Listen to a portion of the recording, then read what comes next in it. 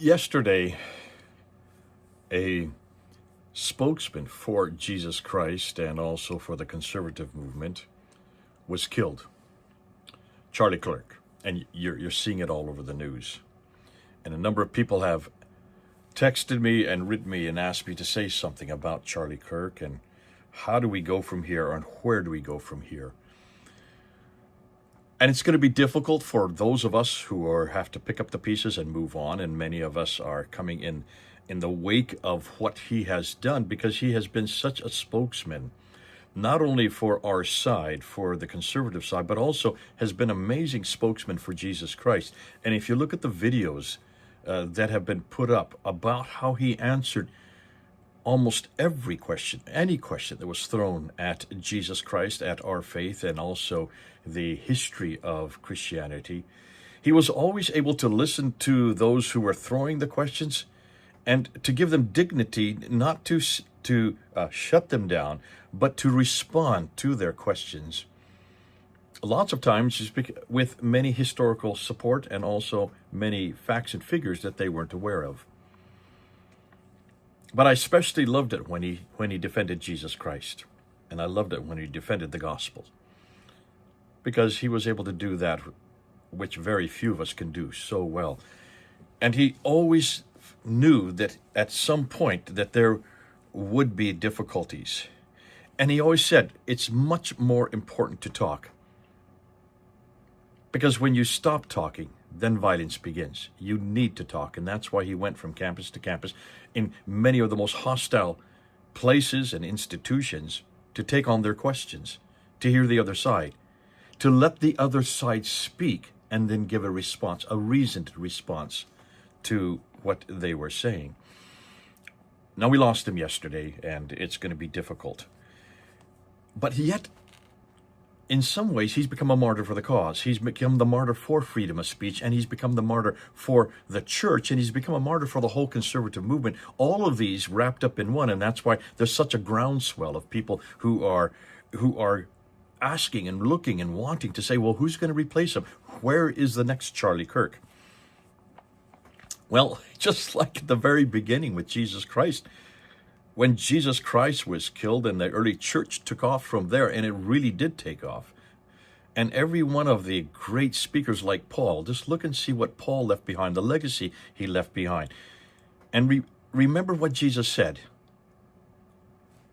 Remember, they hated me first. People do hate Jesus Christ. And because of the beliefs and because of what we now know about what Jesus said and how we act out and live what he said and live what he did, because of that, we're being attacked. Certainly, we're going to continue to be attacked. But the church grew from that and spread, and the same thing's going to happen now. Charlie Kirk has been a great spokesman for our side and also certainly for Christianity. And it is tragic that he died in that way. It's not the right way, especially here in the United States. But there are many Christians who are dying, many more than here in the United States. I'm about ready to go to Africa, and I'm going to be going to Nigeria. I go there every year now.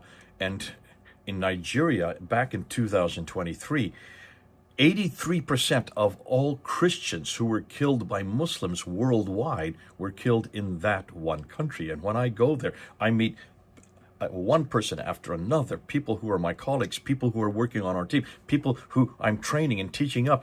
Every one of them have stories of someone in their family who has either been killed or raped or maimed, all because of their faith. In Nigeria, there are many Charlie Kirks who are dying for their faith. We only have one or two here in the United States, and so it's a big event. But let's remember what Christ said in Philippians chapter 1, verse 21. For to me to live is Christ, and to die is gain. So folks, we do live, but really we're going to gain more when we do die, and especially in the cause of Jesus Christ. Remember what he said in Matthew 10 when he was sending out the 12 and he was commissioning them there. And he said to them, I'm sending you out as lamb before wolves. And he says, if you go in my name, you're going to be hated, number one. If you go in my name, you're going to be persecuted, number two. If you go in my name, you're going to be jailed, number three. And if you go in my name, you're going to be flogged. And then finally, if you go in my name, you're going to be killed. Those are the 5 things he promises to the disciples. That was their commissioning. If that was their commissioning, it's also Charlie Kirk's commissioning, and it's also yours and my commissioning. We should expect to be hated. Charlie Kirk knew that he was being hated. He went right into the most hateful places in America, the university campuses. This is where the hate begins. This is where it's taught. This is where it ferments. This is where it percolates. And this is where a whole new generation of young kids, men and women, are coming out hating Christianity, hating anything to do with the truth of Christianity and the truth of God's message. And he went right there purposely to answer their questions, not to imprison them, not to hate back, not to kill them. He went there purposely to hear their questions and then to respond to their questions. And that's why he set up all these different tents all over different universities. Now he's been killed for that. And basically he has received his commission. He has fulfilled his commission. Many of us are going to fulfill our commissions as well. Many of those working in the Islamic world are dying because of that. So we should not be surprised by this. At the same time, because he was willing to die and because he did finally die, received his commission, there are so many of us who are going to take his place.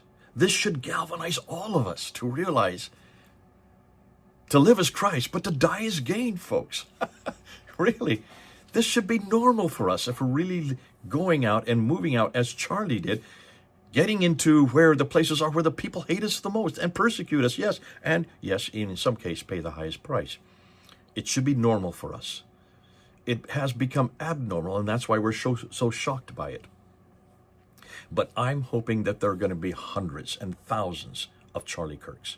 I'm hoping that because of what he did in his life and also because of how his death has happened, I think that's going to galvanize so many more of us to pick up the Word of God, to use this as our weapon. This is the only weapon that Charlie used. He didn't use any other weapon. He used this weapon and his mind and his mouth.